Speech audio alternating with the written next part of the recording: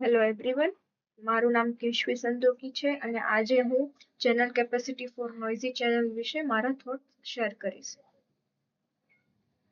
Channel capacity એટલે ચેનલમાં કેટલા મેક્સિમમ ડેટા રેટ પર ડેટા રિલાયબલી ટ્રાન્સમિટ કરી શકે છે. That is channel capacity.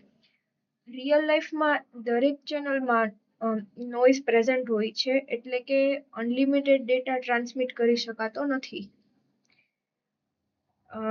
Even ફોરોઝનમાં પણ આ બે કોન્સેપ્ટ સમજાવવામાં આવ્યા છે, that is Nyquist bit rate and Shannon capacity. પણ નોઇઝી ચેનલ માટે મેઇનલી શેનન્સ ફોર્મ્યુલા યુઝ કરી છીએ આપણે. આપણે કોઈ એક્ઝામ્પલ લઈને સમજવું હોય તો જેમ રોડ પર સ્પીડ લિમિટ હોય એમ જ કોમ્યુનિકેશન ચેનલમાં પણ ડેટા લિમિટ હોય છે. નોઇઝી ચેનલ એ એવો ચેનલ છે જ્યાં અનવોન્ટેડ સિગ્નલ્સ જેમ કે જેને આપણે નોઇઝ કહીએ છીએ એ એકચ્યુઅલ સિગ્નલને ડિસ્ટર્બ કરે છે.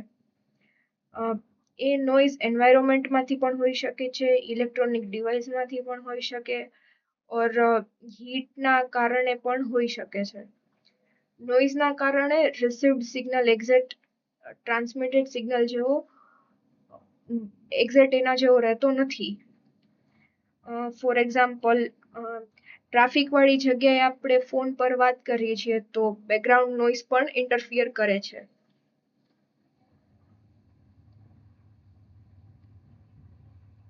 મેઇનલી નાઇક્વિસ્ટ બીટ રેટ અને શેનન કેપેસિટી પર ફોકસ થાય છે.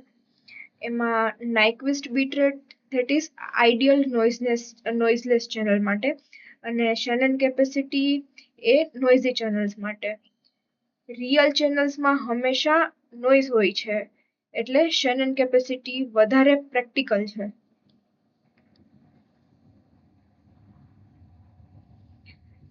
શેનન કેપેસિટી ફોર્મ્યુલા. સો હિયર આ જે ફોર્મ્યુલા આપેલો છે એ શેનન કેપેસિટી માટે છે.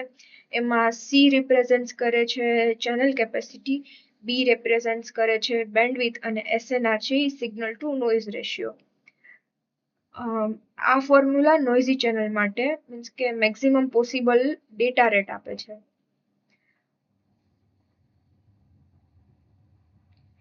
Interpretation of Shannon's formula. આ ફોર્મ્યુલા આપણને 3 ઇમ્પોર્ટન્ટ વાતો સમજાવે છે.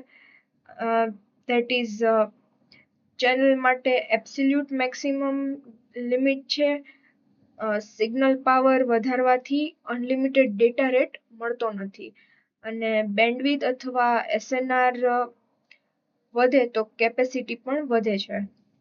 ફોર એક્ઝામ્પલ, નોઇઝ વધારે હોય તો લાઉડ મતલબ કે હાઈ પિચથી બોલીએ તો પણ કોમ્યુનિકેશન લિમિટ રહે છે, મતલબ કે લાઉડ બોલવાથી પણ કોમ્યુનિકેશન લિમિટ રહી જાય છે.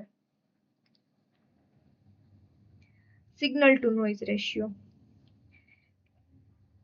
મેઝર કરે છે સિગ્નલ કરતા કેટલો સ્ટ્રોંગ છે, like high SNR that means clear signal and higher capacity. Low SNR means more errors and lower capacity. આ પણ આપણે કોઈ એક્ઝામ્પલ આપીને સમજીએ તો ટીચર લાઉડ બોલે છે અને સ્ટુડન્ટ્સ ક્વાઇટ હોય તો લેક્ચર એકદમ ક્રિસ્ટલ ક્લિયર હોય, મીન્સ ફેકલ્ટીનો અવાજ આપને ક્લિયરલી સંભળાય. કી પ્રિન્સિપલ્સ. આ શેનન ફોર્મ્યુલામાંથી યાદ રાખવાના પોઈન્ટ્સ છે which we have to remember, like noise વધારે તો એની કેપેસિટી ઓછી, બેન્ડવિડ્થ વધારે તો કેપેસિટી વધારે. એક એબ્સોલ્યુટ લિમિટ હંમેશા રહે છે. ફોર એક્ઝામ્પલ, નેરો રોડ પર ઓછા વ્હીકલ્સ જાય અને હાઈવે પર વાઇડર એરિયા હોય તો vehicles can pass more compared to narrow road.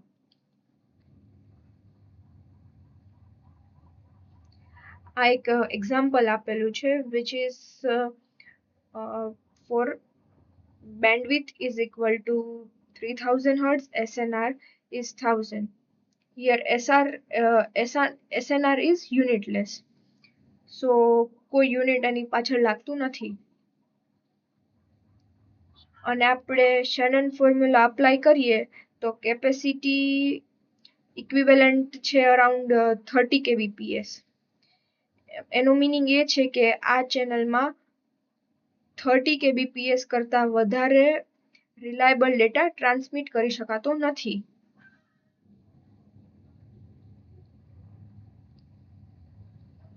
Y channel capacity matters?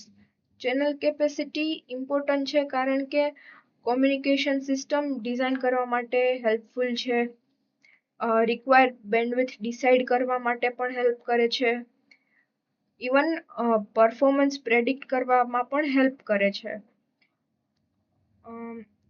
So in conclusion, I can say that channel capacity is equal to the maximum reliable data rate. Noise transmission limit કરે છે અને noisy channel માટે શેનન capacity એની correct value આપે છે. સો that's all for this. Thank you.